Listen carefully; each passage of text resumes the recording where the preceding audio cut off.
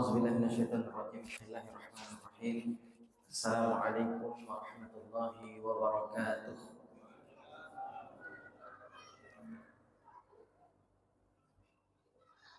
Alhamdulillahi rabbil alamin. Bi ni'matihi tatimmus shalihat. Alhamdulillahillazi hadana li hadza wa ma kunna linahtadiya laula an hadana Allah. Asyhadu an la ilaha illallah wahdahu la syarika lah. Wa asyhadu anna Muhammadan abduhu wa rasuluhu la nabiyya ba'dah. Allahumma shalli wa sallim wa barik ala sayyidina Muhammad wa ala ali sayyidina Muhammad. Hadirin jemaah Masjid Miftahul Khair yang insyaallah senantiasa dirahmati, diberkahi dan dimuliakan oleh Allah Subhanahu wa taala. Amin Allahumma amin. Bersyukur kita kepada Allah, bersalawat kepada Rasulullah, agar kiranya niat taklim kita pada malam hari ini dicatat Allah Subhanahu wa taala sebagai amal yang membanggakan nantinya di hadapan Allah Subhanahu wa taala. Amin Allahumma amin. Bapak Ibu yang dimuliakan Allah, hari ini kita berada pada tanggal 7 Zulhijjah. Sebagaimana yang kita ketahui, maklumat yang telah ditetapkan oleh Kementerian Agama Republik Indonesia bahwa Indonesia menetapkan 9 dan 10 Zulhijjah akan jatuh pada hari Senin untuk 10 Zulhijjah. Artinya Arafah di Indonesia pada hari Minggu, hari Ahad di 15 Juni. Jemaah yang dimuliakan Allah, di dalam kitab, sebelum kita melanjutkan daripada lanjutan kajian kita di pekan yang lalu, nama kitabnya Tafsir Mafatihul Ghaib. Penyusunnya Al-Imam Fakhruddin Ar-Razi, terbitnya pada tahun 2000, penerbitnya Darul Fikri, terbitnya di Beirut, jilidnya jilid kelima, halamannya 234. Besok disebut dengan hari Tarwiyah, lusa disebut dengan hari Arafah. Apa itu Tarwiyah? Ulama tafsir hadis menyebutkan bahwa Tarwiyah itu yang pertama hari di mana Nabi Adam alaihissalam diberikan perintah oleh Allah untuk membangun bangunan pertama di muka bumi ini, yaitu Ka'bah. Dalilnya Quran surat ketiga juz keempat Ali Imran ayatnya 96, halamannya 62, barisnya 7, posisinya sebelah kiri.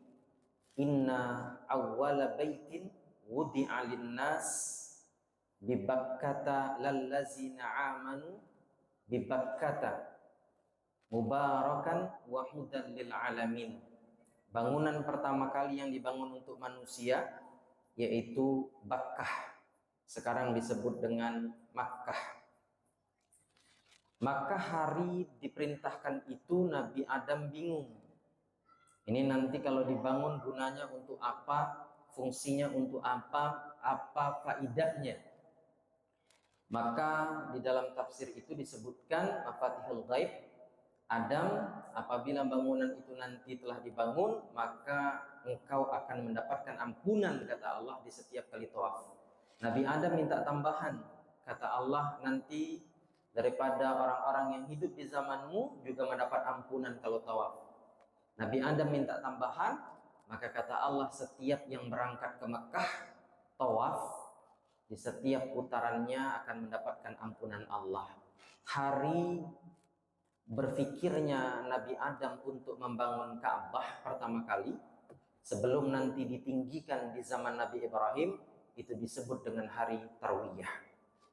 Kedua, Nabi Ibrahim alaihissalam mendapat mimpi untuk menyembelih putranya itu pada 8 Zulhijjah besok.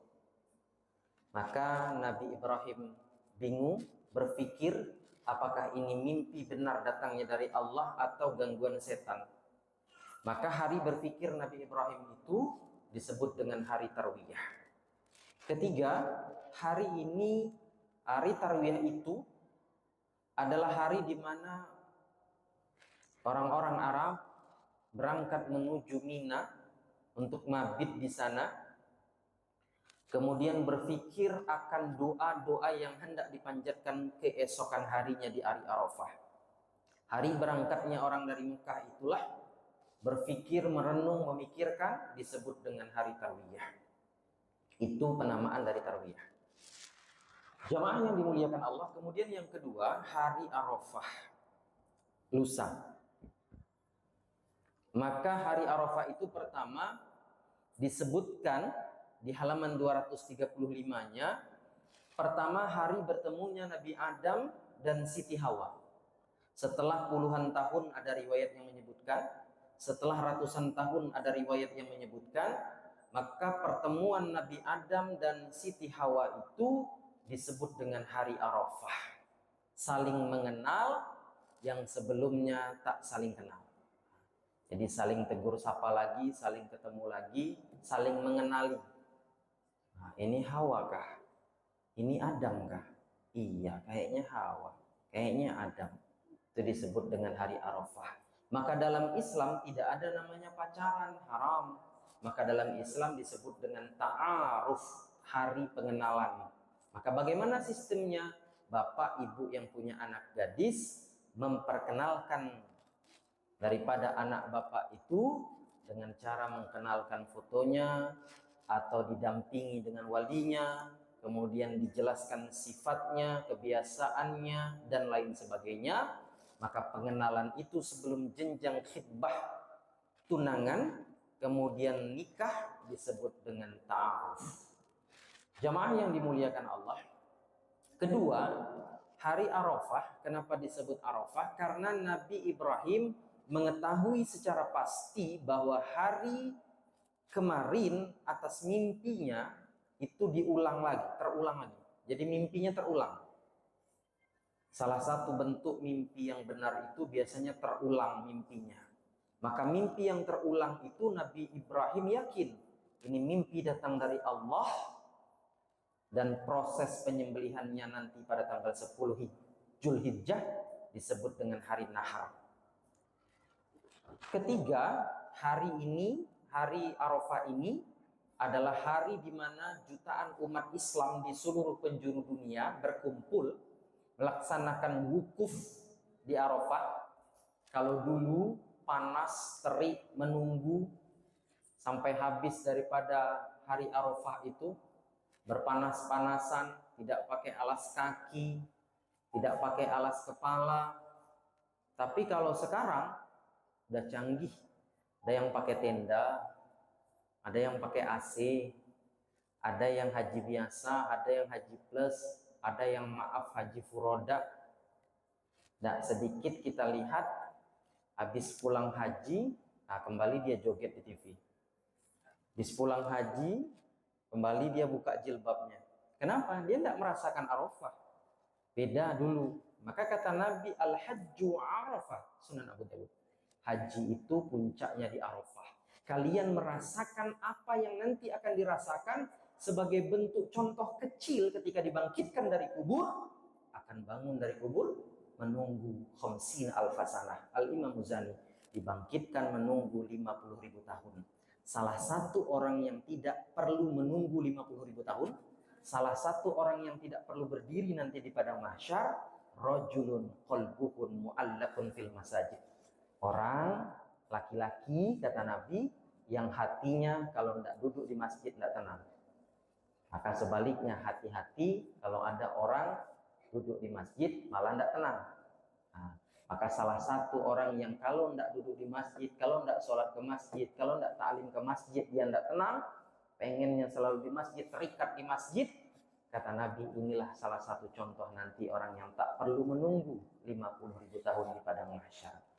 Jamaah yang dirahmati, dimuliakan Allah Subhanahu wa Ta'ala, maka timbul beberapa pertanyaan di masyarakat puasa sunnahnya. Hukumnya apa? Jelas sunnah, bukan wajib. Maka siapa yang besok mau puasa tarwiyah, silahkan. Yang mau lusa puasa Arafah, silahkan. Saya pernah sampaikan mungkin di pekan yang lalu, kenapa mengambil daripada Arafah yang ada di Indonesia?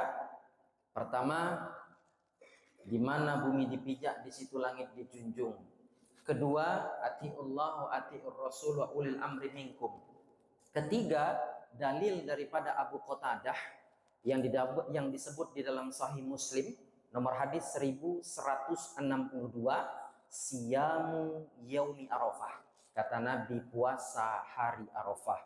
Maka kata yaum menunjuk harfuz zaman, waktu, tempat, keadaan ketika itu. Maka bukan disebut Nabi siyamu Arafah, bukan, tapi siyamu yaumi Arafah. Kenapa? Karena tidak setiap negara yaum Arafahnya bakal sama. Dan Nabi wukuf cuma sekali seumur hidup, tahun ke-10. Sementara perintah daripada puasa sunnah ini sudah mulai terlaksana pada tahun kedua. Artinya tahun kedua sampai tahun ke-9 Nabi tak perlu menunggu wukuf, hanya menunggu hari Arafah untuk mengerjakan puasa sunnah dari Arafah. Akan tetapi setiap dalil punya dasar, setiap pendapat pasti punya referensi. Yang ingin puasa Arafahnya besok, artinya lebarannya Idul Adhanya Ahad, silahkan. Yang mau ikut Arab Saudi silahkan, yang mau ikut Indonesia juga silahkan. Miftahul Khair kapan Idul Adha? Senin. Senin. Jadi ikutlah tempat yang setempat. Jemaah yang dirahmati dimuliakan Allah, pekan yang lalu kita juga sampaikan, ahtasibu ilallah ayyukaffira sanatal lati qablah wa sanatal lati ba'dih. Siapa yang puasa Arafah, diampuni dosanya setahun ke belakang dan dijaga dari dosa-dosa besar setahun ke depan. Kalau sukses daripada sunnah dari Arafahnya. Jemaah yang dirahmati dimuliakan Allah, hari Tarwiyah, hari Arafah dalam riwayat Ibnu Abbas itu disebutkan bersumber daripada surat Al-Fajr, surat ke-89, juz ke-30, ayat ketiga, baris ketiga, halaman 593 sebelah kanan, wasyaf'i wal watri, demi yang genap, demi yang ganjil. Maka ulama tafsir menyebutkan yang genap itu Tarwiyah, yang ganjil itu Arafah. Salah satu bentuk penafsirannya. Itu dalil daripada besok hari Tarwiyah dan hari Arafah. Jemaah yang dimuliakan Allah Subhanahu wa taala, kita juga sudah membahas bahwasanya ayat-ayat yang berbicara tentang kurban sedikitnya ada di empat tempat. Pertama kemarin yaitu surat Al-Ma'idah, surat kelima, ayat ke-27, halaman 112, sudah kita bahas. Kedua, surat Al-Hajj, ayat 28, halaman 335. Kemudian ayat 34 sampai 37, halamannya 336, juga sudah kita bahas. Kemudian dua lagi, yaitu surat As-Saffat, ayat 100, surat ke-37, ayat 100 sampai 102, halamannya 459, dan ayat 103 sampai 110, halamannya 450. Terakhir surat Al-Kautsar, surat ke 108, halaman 602, ayat pertama dan kedua, inna a'tainakal kautsar fasholli lirabbika wanhar. Secara sederhana, inna a'tainakal kautsar, sebelum kita bahas As-Saffat, kata Allah, sungguh aku telah berikan kepada kalian nikmat yang begitu besar. Nabi Muhammad diberikan nikmat yang begitu banyak. Ada yang sebut kausar telaga di dalam surga. Ada yang sebut nikmat yang banyak. Kausar dari kata kasir. Kasir artinya banyak. Maka kalau bapak ke minimarket, biasanya yang pegang banyak uang namanya kasir. Kalau uangnya terlalu banyak, berubah namanya teller. Dia di bank. Jadi kasir itu salah satu dalam istilah dalam bahasa Arab. Nikmat sudah dikasih banyak kalau Allah sudah diberikan kelebihan kemampuan, maka yang punya kemampuan segeralah untuk menunaikan daripada ibadah sunnah setiap tahunnya, yaitu ibadah kurban. Fasolli li rabbika wanhar.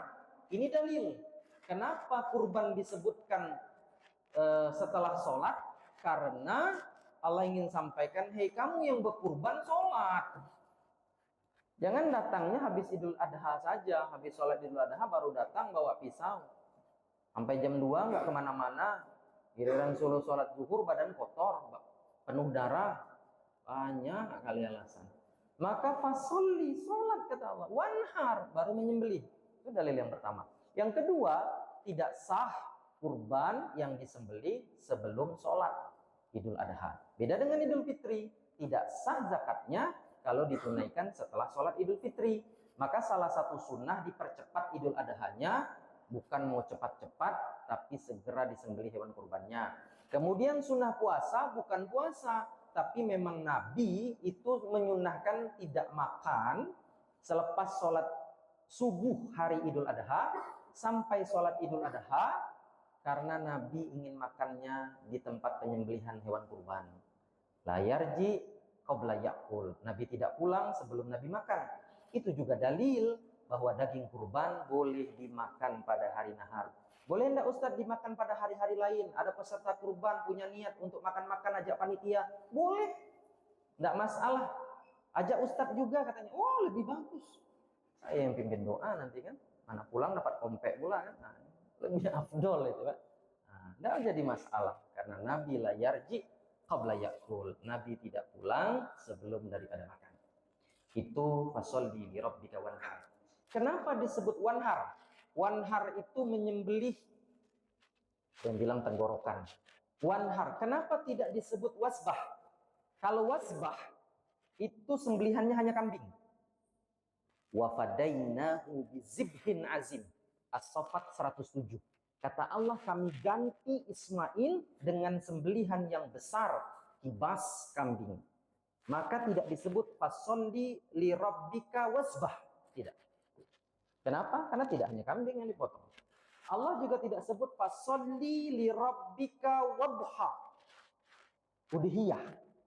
Kalau udhiyah itu boleh onta, boleh sapi, boleh kerbau, boleh kambing, boleh domba. Itu kalau udhiyah. Maka namanya disebut Idul Adha. Tapi tidak fasolli li rabbika wa udhiyah, tidak. Dan disebut fasolli, bukan wasolli. Rumusnya apa? Fa itu segera. Kalau wa lambat. Maka itu kenapa Idul Adha sunnahnya lebih cepat sholatnya, karena menggunakan huruf fa. Ja'a Muhammadun wa Ali. Muhammad masuk dan beberapa jam kemudian baru Ali yang masuk. Pakai huruf wa. Tapi kalau ja'a Muhammadun fa Ali, Muhammad datang, Ali langsung juga masuk. Maka fasolli li rabbika wanhar. Itu struktur kata yang tersimpan daripada surat Al-Kautsar. Maka kenapa tidak pakai wasbah, tidak pakai udhiyah, dipakai wanhar? Karena wanhar itu adalah kurban terbaik. Boleh sapi, boleh onta, boleh kambing. Pilih yang terbaik, pilih yang terikhlas, pilih yang tersehat. Maka Allah tidak menggunakan kata wasbah, tidak menggunakan kata udhiyah, tetapi Allah menggunakan kata wanhar. Carilah sembelihan yang terbaik, persembahkanlah yang terbaik untuk Allah Subhanahu wa taala. Jamaah yang dimuliakan Allah Subhanahu wa taala, kita masuk ke dalam surat As-Saffat ayat 100 dan 102, 100, 101, 102. Apa kata Allah Subhanahu wa taala? A'udzubillahi samii'il 'aliim minasyaitonir rajim. Rabbi habli minas solihin, ayat 100. Doa Nabi Ibrahim punya keturunan. Doa ini menurut sebagian ulama tafsir sudah mulai diucapkan Nabi Ibrahim sejak menikah. Kapan Nabi Ibrahim menikah? Usia 36-37. Kapan Nabi Ibrahim punya anak? Usia 86. Di istri yang kedua, Siti Hajar. Artinya Nabi Ibrahim butuh proses pengabulan doa 50 tahun. Maka hari ini kalau ada anak, kalau ada menantu atau bapak ibu yang maaf, belum Allah kasih anak, Nabi Ibrahim Nabi yang namanya selalu kita sebut dalam tahiyat kita, tahiyatul akhir, itu butuh proses lama 50 tahun. Dan istri Nabi yang diberi keturunan hidup hanya Khadijah. Aisyah yang cantik itu, Aisyah sampai wafat tak punya anak. Ada satu riwayat yang menyebutkan Maria punya anak, Ibrahim, itu pun sebelum 2 tahun wafat. Selebihnya istri yang dinikahi Nabi setelah Khadijah tidak memiliki keturunan. Jadi jangan berkecil hati yang di dunia tidak Allah berikan keturunan. Kenapa? Karena di surga tidak ada hamil. Di surga tidak ada mengandung. Repot nanti ada dokter kandungan pula di situ ya. Ya. Nah, orang hamil itu kan tidur ke kanan seperti huruf jam 3, tidur ke kiri seperti angka 8, ya. Tidur telentang tambah sakit, tidur telungkup, udah kayak kura-kura. Nah, luar biasa. Dan kesusahan payah itu kata Allah tidak akan dirasakan di akhirat. Ya, lahum fiha azwajum mutahharah. Surat Baqarah ayat 25 baris kelima, kata Allah, di surga nanti istrimu itu suci. Disentuh perawan, disentuh perawan, disentuh perawan. Dan tidak ada namanya haid, tidak ada namanya menstruasi di surga Allah Subhanahu wa taala. Itu rahasia keluar biasaan perempuan yang diberikan Allah Subhanahu wa taala. Jemaah yang dimuliakan Allah Subhanahu wa taala, Rabbi habli minas solihin, dari sebagian ilmu ulama menyebutkan bagi yang ingin mengambil daripada sunnah doa, boleh mengamalkan doa ini, tidak perlu datang ke guru, tidak perlu datang ke ustadz, habaib dan lain sebagainya, karena sanadnya sudah jelas. Amalkan sendiri, bisa baca di air, bacakan Rabbi habli minas solihin 100 kali, ditiup di ludah kecil seperti Nabi Meruqyah mengajarkan kepada sahabat Ruqyah Al-Fatihah, maka bacakan 100 kali. Nah, kasih minum yang hamil, kasih minum calon suaminya, kasih minum suaminya, ya. Nah, jadi tidak susah payah ke ustadz atau ke habib kan. Apa tidak boleh ustadz? Boleh. Ustadz silahkan, ke habib silahkan. Tapi kalau datang ke ustadz kan mau bawa amplop, mau bawa martabak, mau bawa salak, jeruk kan. Kalau tidak bawa kan tidak punya otak namanya kan. Tapi kalau sendirian kan, apalagi ibu kandungnya yang mendoakan, doanya tidak terhijab oleh Allah Subhanahu wa taala. Apalagi ada air Zam-Zam, bisa dibeli di toko Mekah atau toko-toko Islam. Nah, kasih air Zam-Zam, kasih juga kurma boleh, ajwa 7. Kalau belinya sekilo 2 kilo Ustaz kurmanya enggak apa-apa. Air Zam-Zamnya kasih ke anak, nah, kurmanya kasih ke Ustaz Aditya. Nah, titip sama Pak Wahid Mintu Pak Ustaz yang sudah kasih amalan. Jadi ini amalan dari Allah Subhanahu wa taala. Jamaah yang dirahmati Allah Subhanahu wa taala, di ayat 101 kata Allah Subhanahu wa taala, fabasarnahu bihulamin halim. Kami kasih kabar Ibrahim dapat anak yang halim. Apa itu halim? Santun, tunduk. Ya, tadi ba'da sholat banyak santri cium tangan ke Ustadz. Salah satu bentuk halim. Nah, hari ini melihat anak mau cium tangan kepada orang yang lebih tua, nggak harus Ustadz lah, nggak harus habib lah, itu sangat-sangat sulit. Ustadz aja dia bilang kadang, bro, apa kabar bro? Nah, itu. Kalau anak-anak lahir tahun 80 lewat depan orang tua ini tidak berani kalau tidak nunduk badan. Kita dulu lewat orang tua kalau lagi makan mana berani lewat depan. Anak sekarang bodoh amat, ya, di langkahnya, diinjaknya gitu. Kenapa? Ya inilah faktor handphone. Dan kita memang sulit, ya, tidak bisa sekarang kita melarang handphone yang masuk. Tapi bagaimana kita memfilter kapan waktunya, kapan yang tepatnya diperiksa, karena mereka lebih pintar menyembunyikan daripada orang tuanya. Nah, ini tanggung jawab daripada pribadi masing-masing. Maka Nabi Ismail itu langsung disebut Allah Halim, santunnya luar biasa. Jadi pertama Nabi Ismail itu soleh, kedua Nabi Ismail itu halim, santun, ketiga kata Allah Subhanahu wa taala, falamma balagha ma'ahu sya'ya. Nabi Ismail sudah bisa bantu ayahnya. Ulama tafsir Al-Imam Ibnu Katsir menyebutkan bahwa umurnya sekitar 13 tahun. Sudah bisa bantu ayahnya. Ada 4 keistimewaan Nabi Ibrahim ketika itu. Pertama, bisa bantu ayahnya. Sudah balik, bisa bantu ayah. Kedua, solih. Ketiga, santun. Ya, keempat, Nabi Ismail ini ditunggu 50 tahun kedatangannya. Nabi Ismail ini ditunggu sampai usia Nabi Ibrahim 86. Bayangkan, Pak. Anak sudah ditunggu sampai usia 86, anaknya soleh, anaknya santun, anaknya sudah bisa bantu ayahnya. Tiba-tiba datang mimpi untuk menyembelih. Ini kan bukan pekerjaan biasa. Coba bayangkan, coba pikirkan, misalnya Pak Wahid nabung 10 tahun, mau beli Pajero Sport Dakar yang bisa terbuka. Terkumpul uang, dapat Pajero Sport Dakar, tiba-tiba malamnya mimpi. Kata Allah, Wahid, kau kasih mobil kau sama Ustadz yang ceramah malam Sabtu tuh ya.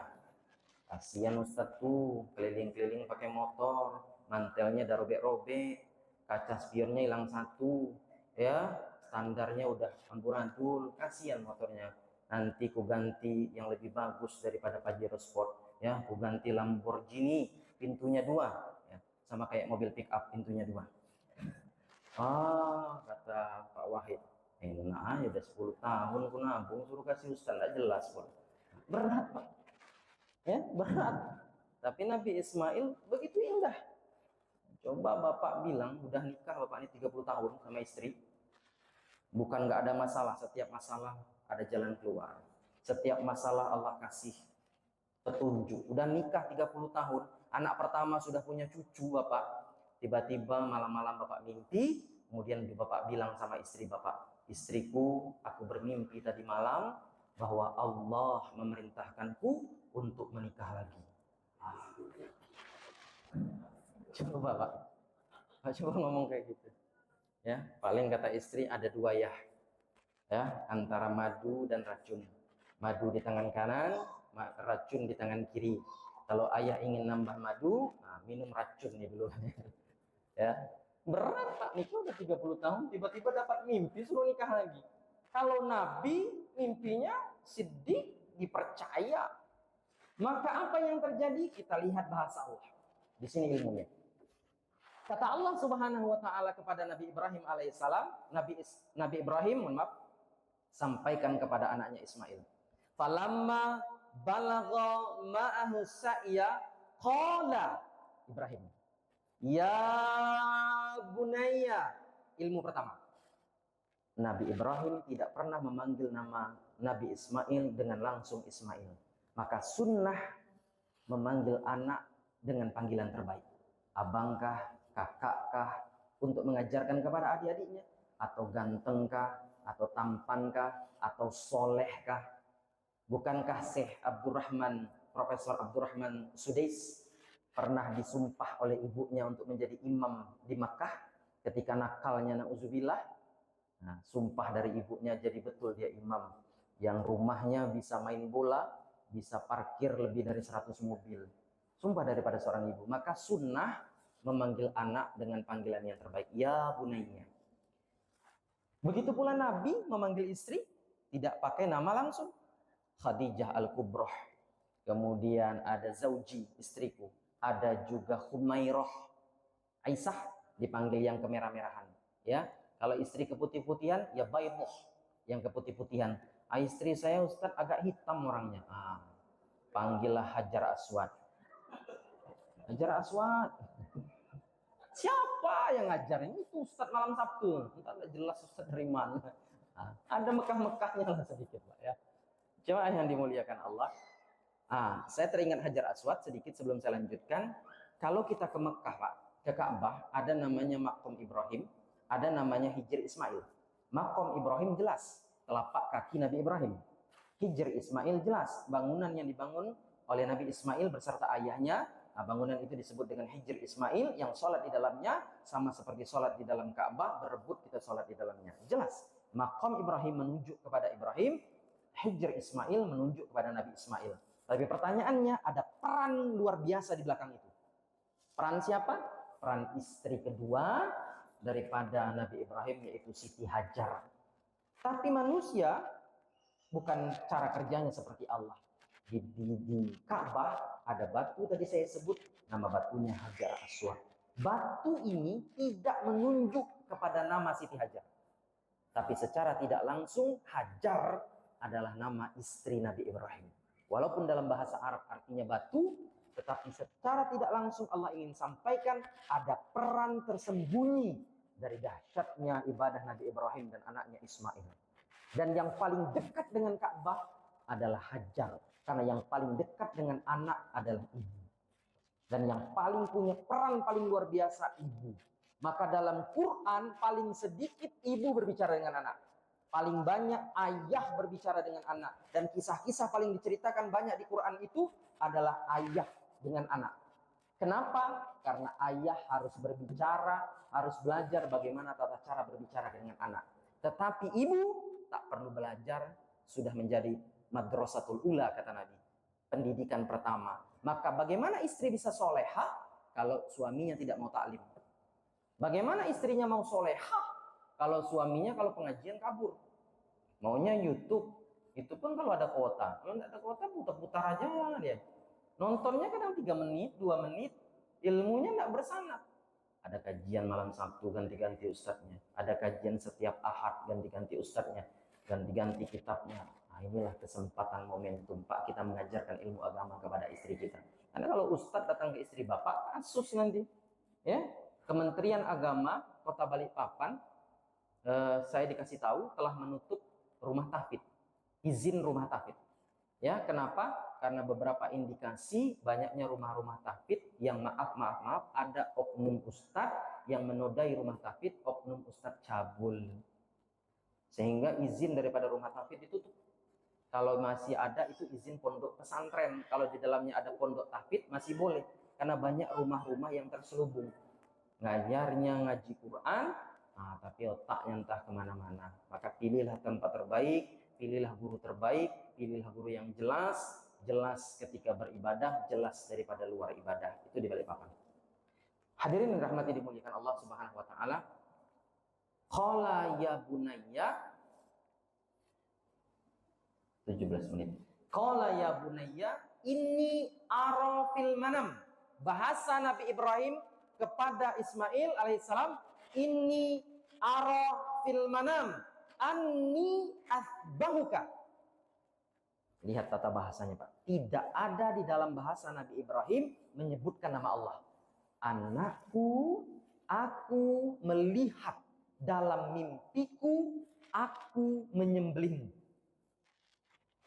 Tidak ada Nabi Ibrahim menyebutkan anakku, aku bermimpi Allah memerintahkanku untuk menyembelihmu. Kenapa? Karena kurban bukan paksaan. Karena kurban bukan perintah. Kurban itu kesadaran, kurban itu keikhlasan, kurban itu ketergerakan hati. Maka Allah menyembunyikan perintah darinya. Nabi Ibrahim hanya berkata, Anni asbahuka. Aku bermimpi, aku menyembelihmu. Bisa enggak Ustadz? Allah itu pakai nama Allah ketika memerintahkan untuk menyembelih? Bisa Pak. Silakan buka Quran surat kedua, juz ke-1, ayatnya ke-67, halamannya ke-10, barisnya ke-10, posisinya sebelah kiri. Ketika Allah memerintahkan kepada umat Nabi Musa, wa iz qala Musa liqaumihi innallaha ya'murukum antasbahu baqarah. Umat Nabi Musa, Allah memerintahkan untuk menyembelih sapi. Ketika diperintahkan untuk menyembelih hewan, ada nama Allah. Ketika diperintahkan untuk menyembelih Ibrahim, nama Allahnya hilang. Dahsyatnya tata bahasa Allah Subhanahu wa taala. Allah ingin sampaikan, nyampe nggak kira-kira ilmu daripada Nabi Ibrahim? Apa yang terjadi? Lihat jawaban Nabi Ismail. Apa jawaban Nabi Ismail? Ketika ditanya oleh ayahnya, Fanzur mazataro. Wahai anakku, bagaimana pendapatmu? Ini salah satu bentuk komunikasi ayah dengan anak. Fanzur mazataro. Apa jawaban daripada Nabi Ismail? Qala ya abati, wahai ayahanda. Dua kalimatnya. If'al matu'mar. If'al matu'mar. Apa itu? Kerjakan apa yang diperintahkan. Lihat Pak, Nabi Ibrahim tidak menyebut nama Allah, Nabi Ismail tidak menyebut nama Allah. Nabi Ismail cuma bilang, ya kerjakan yang diperintahkan. Nabi Ismail tidak bilang, ya kerjakan yang Allah perintahkan kepada ayah. Enggak. Inilah anak yang soleh. Nabi Ismail paham Tidak mungkin Allah menyuruh menyembelih manusia. Maka tu'mar dalam bahasa Arab itu disebut dengan isim majhul. Pelakunya disembunyikan. Ya, Zaidun membaca buku. Ketahuan yang baca buku Zaidun. Tapi kalau disebut buku telah dibaca, nggak tahu siapa yang baca. Entah Zaidun kah, entah Ahmad kah, entah Paijo kah. Itu namanya isim majhul. Tapi kalau maklum, dia disebut. Maka kalimatnya kalau Allahnya disebut, Nabi Ismail akan berkata, Ya abati if'al ma amarallahu ilaika. Hei ayahku, kerjakan apa yang Allah perintahkan kepadamu. Nabi Ismail tak menyebut nama Allah. Kenapa? Nabi Ismail orang soleh. Dia paham. Ayahnya saja mengatakan, aku bermimpi, dalam mimpiku aku menyembelihmu, tidak menyebut nama Allah. Begini Pak, kata bahasa Quran begitu indah Pak. Jamaah yang dimuliakan Allah Subhanahu wa taala, Nabi Ismail paham. Tak mungkin Allah menyia-nyiakan manusia. Tak mungkin ini terjadi. Tetapi Nabi Ismail paham ayahnya Nabi, mimpinya benar, mimpinya wahyu. If'al, kerjakan ya. Sami'na wa atokna, aku taat ya. Maka terjadi apa yang terjadi? Nabi Ismail minta ditutup matanya. Nabi Ismail minta diikat tangannya. Nabi Ismail minta dibuka bajunya agar tidak kena darah. Nabi Ismail minta ditajamkan daripada pisaunya. Itu sunnah-sunnah yang bisa kita kerjakan dalam pelaksanaan hari raya Idul Adha. Tajamkan pisaunya, goloknya, kemudian tutup daripada mata sapi dengan daun pisang atau lain sebagainya. Kemudian tidak dilihat oleh sapi-sapi yang lain, tidak menyembelih di depan sapi-sapi yang lain, tidak mengasah pisau di depan sapi-sapi yang lain. Salah satu bentuk sunnah. Kuatkan ikatan tangannya, kuatkan ikatan kakinya. Tapi kalau sapi ada tangan kan? Kaki semua ya. Ya, kuatkan ikatan daripada kakinya. Karena memang bicara masalah kaki sapi ini kadang dilematis Pak ya. Banyak masjid-masjid yang kakinya terbang kadang ya, hilang kemana. Jamaah yang dirahmati dimuliakan Allah Subhanahu wa taala. Kita lanjutkan ayatnya. Kata Allah Subhanahu wa taala, Ya abati if'al matu'mar satajiduni insyaallah minas sabirin. Ini kata kuncinya. Apa disebut Nabi Ibrahim? Satajiduni insyaallah minas sabirin. Wahai ayahku, engkau akan menemuiku bersama orang-orang yang sabar. Nabi Ismail tidak bilang, ayah, aku pasti sabar. Tidak. Bisa enggak Nabi Ismail bilang, ya aku pasti sabar? Bisa. Contoh, Nabi Musa. Nabi Musa di Quran surat ke-18, juz ke-15, nama suratnya Al-Kahfi, ayatnya 69, halamannya 301, barisnya ke-9, posisinya sebelah kanan. Ketika Nabi Musa dipertemukan Allah dengan Nabi Khidir, Nabi Musa menyatakan kepada Nabi Khidir kalimat yang sama dinyatakan oleh Nabi Ismail. Apa kalimatnya? Satajiduni insyaallah sabiran. Kalau Nabi Musa bilang satajiduni insyaallah sabiran, tapi Nabi Ismail beda kualitas. Satajiduni insyaallah minas sabirin. Sabiran itu sendirian. Maka ketika Nabi Musa bilang, aku atas izin Allah nanti aku ini orang sabar. Ketika Nabi Musa bilang, aku ini orang sabar, apa yang terjadi? Nabi Musa gagal sabar. Ketika Nabi Khidir membolongi kapal, Nabi Musa tidak sabar. Ketika Nabi Khidir membunuh anak kecil, Nabi Musa tidak sabar. Ketika Nabi Khidir menaikkan bangunan, Nabi Musa pun bertanya lagi tidak sabaran. Sebenarnya Nabi Musa ini bukan tidak sabaran, tapi dia tidak bisa melihat kemungkaran. Kalau sekelas Nabi saja disebut tidak bisa sabar, apalagi sekelas Ustadz. Ini kalau ada ketemu Ustadz marah-marah di masjid, diam, jangan ribut masjid, potong, langsung beleh. Ustadz kok marah-marah? Nabi aja bisa marah, ya, cuman marah yang berkualitas, marah yang mendidik, marah yang sesuai tempat. Apalagi yang dimarahin anaknya sudah sunat, sudah balik, ya, sudah menanggung dosa. Nah, ini pantas diajarkan cara terbaik untuk sholat di masjid, karena takut nanti buat dosa malah ngalir kepada orang tuanya. Jamaah yang dimuliakan Allah, Nabi Musa menyebutkan sobiron. Sobiron itu tunggal. Tapi Nabi Ismail menyebutkan sobirin. Ayah, aku tidak sabar sendirian. Ayah tuh jauh lebih sabar daripada aku. Itu bahasanya kira-kira. Ibu jauh lebih sabar daripada aku. Ya, butuh proses lama, butuh sampai usia 86 tahun punya anak. Ya, kemudian sudah punya anak, ketika itu suruh ditinggalkan di Mekah, ya, tidak ada minuman, tidak ada makanan, mencarinya di sofa Marwa keliling, sofa pertama terakhir di Marwa 7 kali disebut dengan sa'i, carinya di sofa, carinya di Marwa, tapi rezekinya di dekat Ka'bah. Maka boleh jadi Pak, kita sholat hari ini di Miftahul Khair, kita sholatnya hari ini di Batakan Asri, tapi ternyata jalan rezeki kita dikasih Allah di Karangrejo. Jalan rezeki kita dikasih Allah mungkin di Manggar. Jalan rezeki kita mungkin dikasih Allah di Kampung Baru, di Pasar Baru, dan lain sebagainya. Boleh jadi kita carinya di sini. Boleh jadi kita ikhtiarnya mintanya ke Allah di sini, tapi tidak di sini Allah letakkan. Itulah makna daripada sa'i Safa Marwa, nyarinya di Safa, nyarinya di Marwa, dapatnya ternyata di dekat Ka'bah. Boleh jadi Pak, keberhasilan anak Bapak, keberhasilan daripada anak Ibu hari ini berkat doa daripada orang tuanya yang luar biasa. Saya bisa duduk di sini karena disekolahkan ke pesantren, mulai dari Padang 3 tahun, kemudian naik lagi ke Gontor, ya, di Gontor Ponorogo, kemudian di Gontor Kediri, kemudian tahfizul Quran di Tangerang, kemudian ngambil sanad ke Bekasi, kemudian pendidikan lagi ke Palembang, kemudian sekolah S1-nya di Bengkulu, kemudian balik lagi ke Palembang.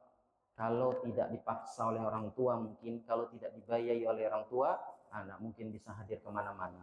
Maka jangan pernah putus asa menyekolahkan anaknya kepada sekolah-sekolah agama. Perhatikan guru-guru ngajinya, perhatikan kesejahteraannya. Karena sedih kita lihat Pak, kalau ngundang ustadz-ustadz yang jauh, maaf, bukan tidak boleh. Keluarnya begitu besar, jemputnya begitu besar, fasilitas hotel, fasilitas pesawat, datangnya membludak luar biasa, kemudian berebutnya foto, salam dan lain sebagainya luar biasa. Setelah itu udah hilang, pulang, ya. Tapi ustadz-ustadz di sini, yang ngajar ngaji di sini, yang jadi imam di sini, yang ngajar ngaji di sekitar sini Pak, tidak diperhatikan kadang, ya.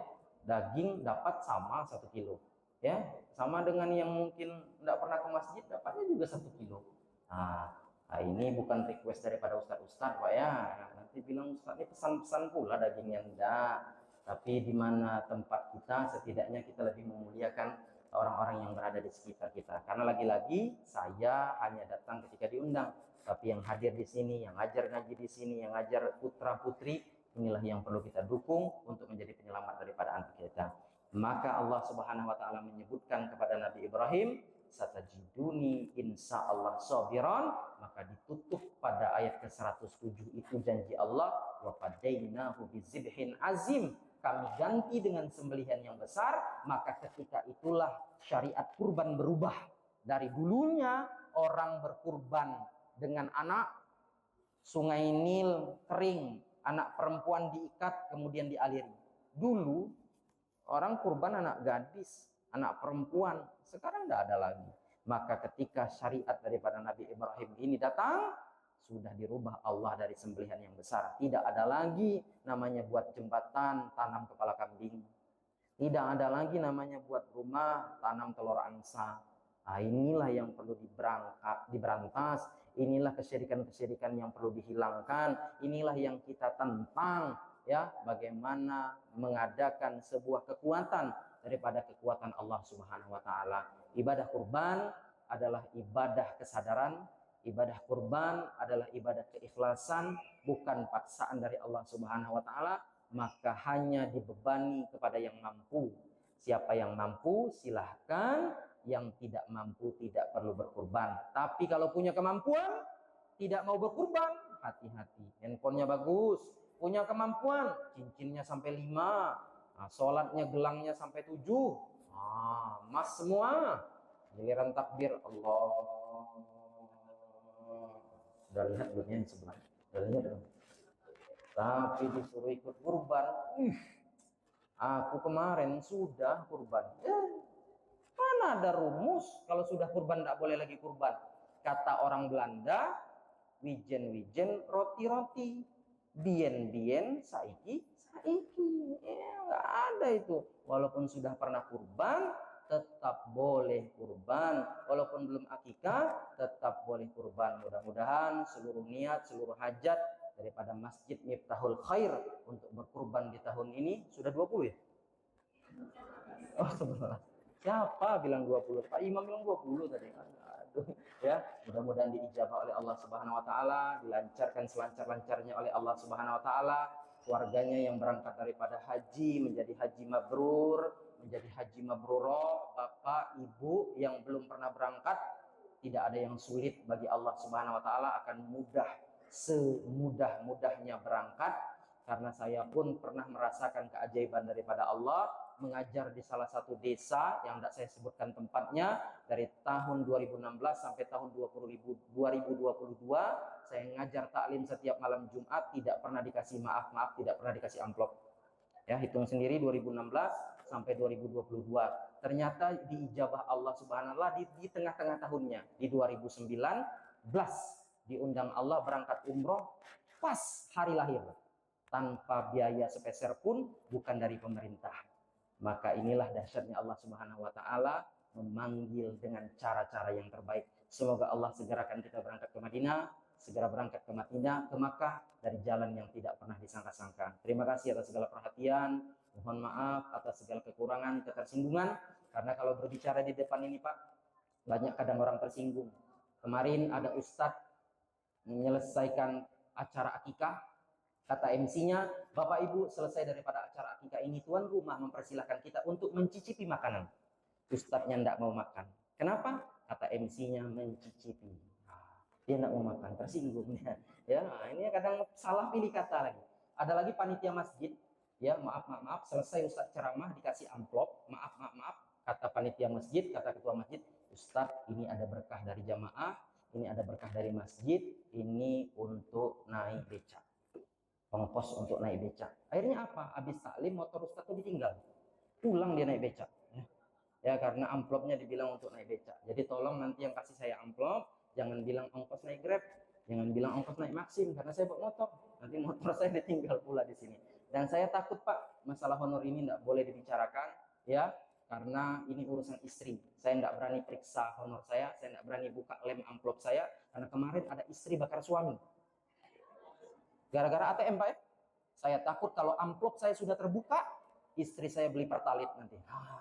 Jadi saya tidak berani singgung-singgung, silahkan buka, jangan kasih tahu saya berapa isinya, supaya saya tidak pilih-pilih di mana saya mengisi. Itu saja yang bisa saya sampaikan, mohon maaf atas segala kekurangan. Terima kasih kepada seluruh daripada pengurus dan jamaah yang berkesempatan dan berkenan hadir duduk pada majelis taklim ini. Subhanakallahumma bihamdika, asyhadu an la ilaha illa anta, astaghfiruka wa atubu ilaik. Wassalamualaikum warahmatullahi wabarakatuh.